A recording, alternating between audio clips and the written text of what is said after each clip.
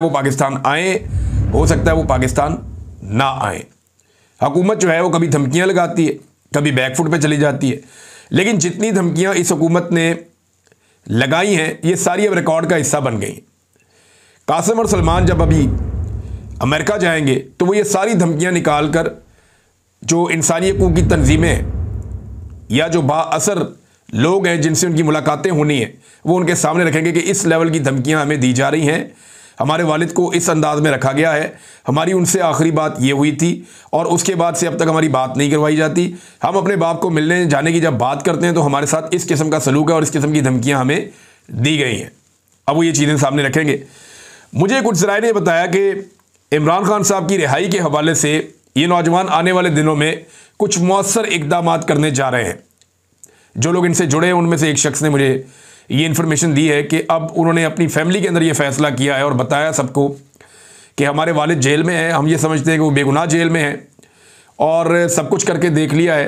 अब वो उम्र के इस हिस्से में है कि हम नहीं चाहते क्योंकि बड़ा नुकसान हो, लिहाजा हम खुद एक रोल प्ले करना चाहते हैं इमरान खान साहब की आज़ादी के लिए और उस पर उनकी फैमिली काम कर रही है। यानी वो दोनों भाई जो हैं वो अपनी हिकमत अमली बना रहे हैं कि हम मैक्सिमम क्या कर सकते हैं, कहाँ तक जा सकते हैं, क्या इसमें वो पाकिस्तान आएंगे। अभी कुछ भी कहना कबल अज़ वक्त है।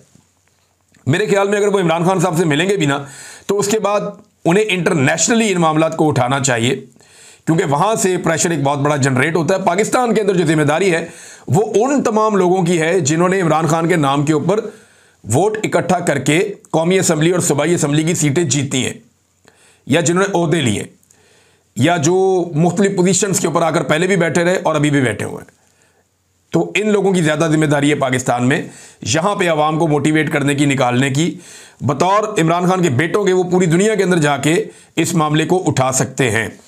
नाज़रीन, सुप्रीम कोर्ट ऑफ पाकिस्तान से ये एक बड़ी मीटिंग हुई है, वहाँ से कुछ इंपॉर्टेंट खबरें आई हैं, मैं आपके साथ शेयर करता हूँ।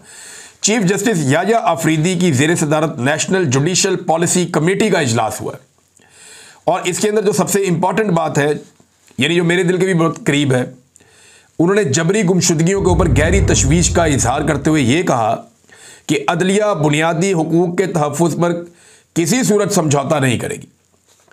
देखिए, अदलिया पूरी की पूरी समझौते का शिकार हो गई है इस वक्त। प्रैक्टिकली तो यही है ना 26वीं आईनी तरमीम के बाद कि चीफ जस्टिस ऑफ पाकिस्तान के इख्तियारात कम हैं, आईनी अदालत के इख्तियारात ज़्यादा हैं। चीफ जस्टिस ऑफ पाकिस्तान का ओहदा जो है वो एक सेरेमोनियल ओहदा हो गया, जैसे सदर और वज़ीर आज़म में सदर का ओहदा होता है, एक अलामती ओहदा होता है, ऐसे ही चीफ जस्टिस ऑफ पाकिस्तान का ओहदा दिखाई देता है। लेकिन उन्होंने जो बात की है ना ये कि इसमें बाकी चीफ जस्टिस भी उनके साथ थे, इस्लामाबाद, लाहौर, बाकी इलाकों से जहाँ जहाँ से चीफ जस्टिस हैं सारे के सारे आए हुए थे। तमाम हाई कोर्ट के चीफ जस्टिस ने शिरकत की है और सुप्रीम कोर्ट ऑफ पाकिस्तान के जारी करदा एलामिया में national judicial policy making committee ने जबरी गुमशुदगियों का नोटिस लेते हुए कहा कि एग्जीक्यूटिव के खदशात पर रद्द-ए-अमल के लिए इदारा जाती कमेटी कायम की जाए। कमेटी रद्द-ए-अमल मुरतब करेगी और अटॉर्नी जनरल के जरिए एग्जीक्यूटिव तक पहुंचाया जाएगा। देखिए, मैं बात कर लेता हूं ना, अभी डायरेक्ट बात कर देता हूं। अगर आप में से किसी के पास इख्तियार है और आप चीफ जस्टिस ऑफ पाकिस्तान तक ये मेरे जुमले पहुंचा सकते हैं तो ज़रूर आप पहुंचा दें। बात सिर्फ इतनी है कि जो इनसे पहले चीफ जस्टिस थे मैं उनको भी चिल्लाता रहा और उन्हें कहता रहा कि आप मुझे बुलाएं, मैं आपको बताता हूं मुझे 5 महीने तक जबरी तौर पर लापता रखा गया है। मैं बताता हूं मुझे कौन ले गया था, कहां रखा था, वो जगह भी आपको दिखा देता हूं, आपको साबित भी कर देता हूं कि क्या क्या होता है वहां पे और किस तरीके से होता है। आप हौसला करें, मुझे बुलाएं। कादी फायद ईसा ने मुझे नहीं बुलाया। अब अगर आप वाकई दिलचस्पी रखते हैं जबरी गुमशुदगियों के हवाले से तो मौजूदा chief justice of Pakistan Yahya Afridi साहब आप बुला लें, आप पूछ लें। किसी भी जो शख्स जबरी तौर पर लापता हुआ उसको बुला लें और पूछ लें। आप मेरे से पूछना चाहते हैं, मैं आपको बता देता हूं जो मेरे पास इंफॉर्मेशन है। मैं तो पुलिस के पास भी गया था मुकदमा दर्ज करवाने, उन्होंने हाथ जोड़ दिए मेरे आगे, उन्होंने कहा जी हम नहीं मुकदमा दर्ज कर सकते, हमें माफ कर दें आप, हम कैसे इनके खिलाफ मुकदमा दर्ज करें इतने ताकतवर लोगों के खिलाफ। तो देखिए, एक सवाल पैदा होता है। मैं चीफ जस्टिस साहब से और उनके साथ जितने भी सारे चीफ जस्टिस हाई कोर्ट्स के मौजूद थे, मैं एक सवाल पूछना चाहता हूं, क्या जबरी तौर पर अगर कोई शख्स लापता हो गया है तो उसको बाजियाब करवाने की जिम्मेदारी अदालत की होती है? नहीं, ये इदारों की जिम्मेदारी होती है कि उसको बाजियाब करवाया जाए। अदालत की जिम्मेदारी होती है कि इस सिलसिले में इंसाफ किया जाए। यानी जिस शख्स ने, जिस इदारे ने, जिस गिरोह ने या जिन लोगों ने या जिस ऑफिसर ने जबरी तौर पे लापता किया किसी को, उसको सजा दी जाए।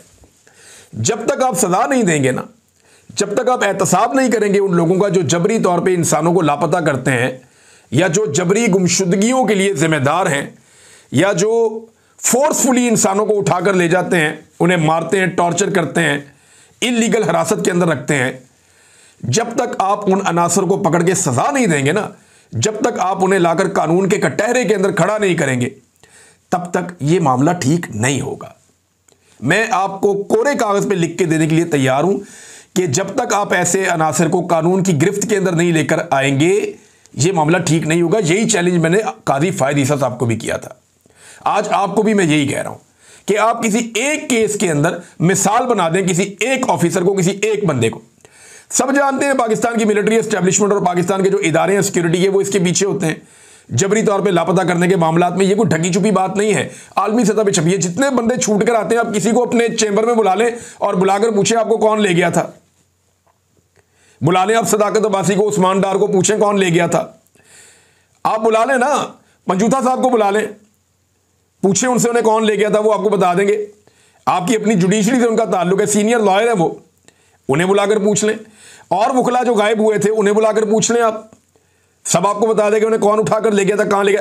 अहमद फरहाद साहब को बुलाएं, मुझे बुलाएं, आप पूछें, आपको सब लोग आपके चैम्बर में खड़े होकर बताएंगे। और आप खुद जानते हैं कि जबरी तौर पे लापता किसने किया और कैसे किया और कहां रखा। ज्यादातर चीजें आप लोगों को पता होती हैं। तो मेरी आपसे ये गुजारिश है कि आप जब तक सजा नहीं देंगे तब तक बाजियाबियों का कोई फायदा नहीं।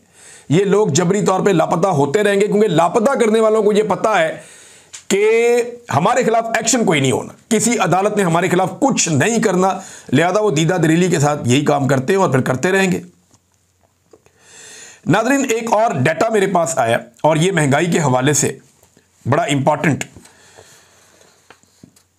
इस साल में जो चीनी की कीमतों में इजाफा हुआ है, ये महकमा शुमारियात है हुकूमत का, और अभी जो ये कीमत बता रहे हैं वो कम बता रहे हैं। मार्केट में चीनी ने डबल सेंचुरी मुकम्मल कर ली है। जब ये चीनी 80 रुपए किलो हुई थी तो रोला डाल दिया था पाकिस्तान में, पाकिस्तान के मीडिया ने भी और पाकिस्तान की पीडीएम की जमातों ने भी, और महंगी करने वाले भी खुद ही थे, क्योंकि सारी चीनी शुगर मिलें इनकी अपनी है। तो जब 80 रुपए हुई तो इन्होंने रोला डाल दिया था, और आज डबल सेंचुरी की है चीनी ने। ये अखबारात में खबरें छप रही हैं। तो डबल सेंचुरी पे बात करने को कोई तैयार नहीं है।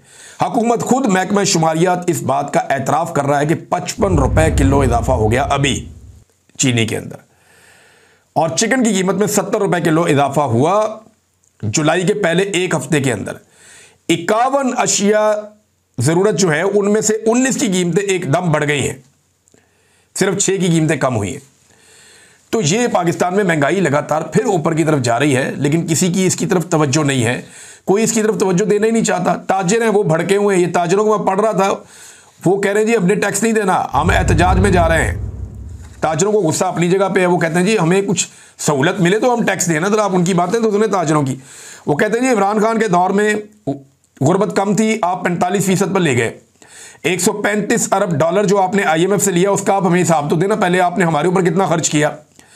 उन्होंने यूके की मिसाल दी कि उनके हुक्मरान अखराजात करते ही नहीं, गाड़ियां सरकारी उनको नहीं मिलती ज़्यादा, आपके मुकाबले में उनका खर्चा बहुत कम है।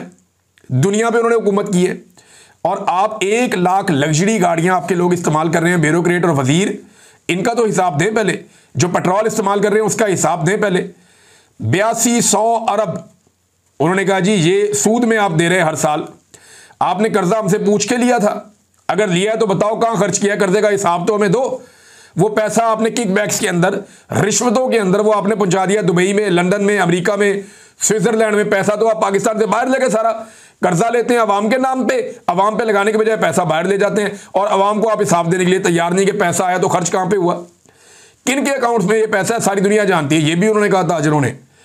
उन्होंने कहा जी 2000 अरब की एक और चोरी हुई है ये DTR में। 12 साल में 24,000 अरब का नुकसान उन्होंने ये क्लेम किया कि IPPs ने कर दिया। और इसके लिए जिम्मेदार कौन है? यही शरीफ खानदान, जरदारी खानदान। इन्होंने टका के IPPs लगाए। राजा रेंटल कहते थे राजा परवेज अशरफ को, उसके बाद इन्होंने खुद ला के लगा दिए IPPs। और पाकिस्तान को जो नुकसान 12 साल में हुआ, 24,000 अरब का नुकसान हुआ पाकिस्तान को। ये ताजरों ने दावा किया। उन्होंने कहा ये सारे अली बाबा 40 चोर हैं,